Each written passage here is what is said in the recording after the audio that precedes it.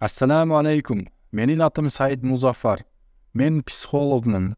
Menin sizge бере турган суроом кесибиме тиешелүү болуп, качан бир оорулуу келсе, анын абалынан келип чыгып, бир дарылоо кылынат.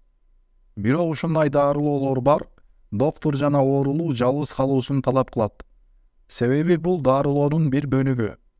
Бирок сиздин баяндарыңызда эки бири-бирине карама-каршы жыныс өкүлдөрү бир жерде жалгыз калбоосу, албетте үчүнчү киши болуусун айттыңыз. Эми суроо ушундай: биз докторлор жогорудагы абалдардан келип чыгып, дарылоо үчүн карама-каршы жыныс өкүлдөрү менен жалгыз калышыбыз мүмкүнбү? Бир тууганыбыз психолог болгон үчүн көп убактарда оорулуулар менен жалгыз калуусуна туура келет экен. Мен болсо пайгамбар алейхиссалам эки карама-каршы жыныс өкүлдөрү бир жерде жалгыз калбастыктары керек экендиктерин айтканын айтып өткөн элем. Бир тууган, биринчи кезекте бул жөнүндө жалпылап жооп берип, кийин сурообузга кайтамын.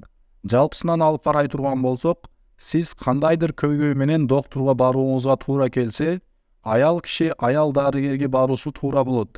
Жана эркек дарыгерге барганы оң. Бир гана психолог эмес, ар кандай дарыгер алдына барбасын, жалпылап алганда ошондой. Ал медицина дарыгери болсун же башка болсун, жалпылап айтканда жакшысы ушул. Бирок эгер сиз ошол тармакта аял адис таба албасаңыз, жана сиз аял киши болсоңуз, ошол тармактын эркек адис менен көрүшүүңүз мүмкүн болот. Эгер бөлмөдө дагы бир аял болсо гана. Жана ушул иш бизге медицина сабактарында үйрөтүлгөн иш. Эми мен эгер оорулуу аялды кабыл кылуума туура келип калса, албетте бөлмөдө биз менен медайым аялдын болуусу шарт. Бул милдеттүү. Эми психолог кабылына келе турган болсок, ооба, хадиске көрө бөлмөдө үчүнчү адам аял киши болушу керек. Пайгамбарыбыз Мухаммад саллаллаху алейхи вассалам махрамсыз аял жана эркек жалгыз калбаш керек экенин айткан. Себеби алардын ортосундагы үчүнчүсү ким болот? Үчүнчүсү шайтан болот. Эми сурообузга кайтсак, батыш мамлекеттеринде дарыгер жана психологдор карама-каршы жыныс өкүлдөрү менен жалгыз калып, дарылоолор кылышат. Мунун кесепетинде кийин эмне болот? Алар ортосунда арам иш болот. Муну билесизби? Акыры сиз дагы психологсуз. Эми эгер сиз оорулуу аял менен бир бөлмөдө жалгыз калып, ал аял менен жалгыз маектешип жаткан убактыңызда сизде эч кандай өзгөрүү болбой кайдыгер отурган болсоңуз, демек сиз өзүңүз дарыгерге муктаж экенсиз. Сиз психологсуз, туурабы? Эми эгер бир аял менен жалгыз бөлмөдө маектешип отурганыңызда сизде эч кандай өзгөрүү болбой кайдыгер отурган болсоңуз, демек сизде кандайдыр көйгөй бар. Бир тууган, түшүнүп жатасызбы? Көптөгөн абалдарда батышта эгер дарыгер жана оорулуу жалгыз бир бөлмөдө отурса, дарылоодон кийин алар дагы кайра башка бир бөлмөдө жалгыз жолугушат. Жана бул менен дарыгер жана оорулуунун ортосундагы ишенич жокко чыгат. Батыш өлкөлөрүндө кааланган нерсеге уруксат бар. Бир гана сиз каршы болбосоңуз болгону. Алар үчүн эки жыныс өкүлдөрү жашыруун мамиле кылуусунда көйгөй жок. Бир гана алардын өзүнүн ыраазычылыгы.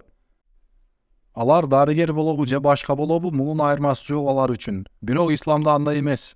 Эгер жакын мамиле кылууну кааласаңыз, алгач нике, кийин жалгыз калууңуз мүмкүн. Эми бир кесиптин мусулман адис катары сиз бир медайым кызды оорулуу болбогон убакта бөлмөңүздөн сыртта, жана оорулуу аял келген убакта медайым кызды бөлмөдө отуруусун дайым көзөмөлдөп турушуңуз керек. Мына ушул ислам. Эгер бул ишти кыла албасаңыз, анда кесибиңизди өзгөртүңүз. Бир тууган, түшүндүрө алдымбы?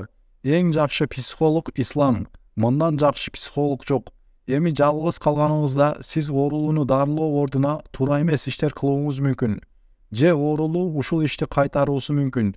Эгер оорулуу сиз ал менен 2 сааттап жалгыз калганыңыздан пайдаланып, жалган жалаа кылып, бул киши менин намысыма тийди, эми мени никеңе аласың деп туруп алса, эмне кыласың? Бир тууган, сизге жөнөкөй суроо. Сиз бир бөлмөдө 2 аял киши менен отурасыз дейли. Ошондо оорулуу аял сизге жалган жалаа кылса сизге карата. Ошондой убакта сиз кандай чара көрөсүз? Мындай убакта албетте мен айыпсыз экенимди далилдеп бере албаймын. Ооба, күбөңүз болбосо муну далилдеп бере албайсыз, туурабы? Ошондуктан алдын алуу чарасын көрүшүңүз керек. Алдын алуу чарасы сиз үчүн медайым кыздын бөлмөдө болуусу. Медайым кыз болсо сиздер менен бир бөлмөдө отурушу абзел. Бул болсо так хадиске дал келет. Эми качан оорулуу аял келсе, жаныңызда дагы бир аял киши болушу керек. Жана ошондо оорулуу аялга да ыңгайсыздык жаралбайт. Бул болсо медицина адеби жана ислам эрежеси. Сиз доктурбу же башка кесип ээсиби, бирок эрежелерге амал кылуу керек. Керек болсо мугалим өз окуучусу менен жалгыз бир бөлмөдө сабак өтүүсү жайыз эмес. Абал жамаат жайында болсо башка. Бирок бир бөлмөдө аял жана эркек жалгыз калса, үчүнчүсү шайтан болот. Сиз кандай адис менен көрүшпөңүз, эрежелерге амал кылышыңыз керек. Эрежелер барбы, демек амал кылуу керек. Бул болсо дал ислам. Ошондуктан качан бир арам күнөө иштер тарап жатканын күбөсү болдуңузбу? Билиңиз, бул жаратуучунун эрежелерине амал кылбастык натыйжасына келип чыккан болот.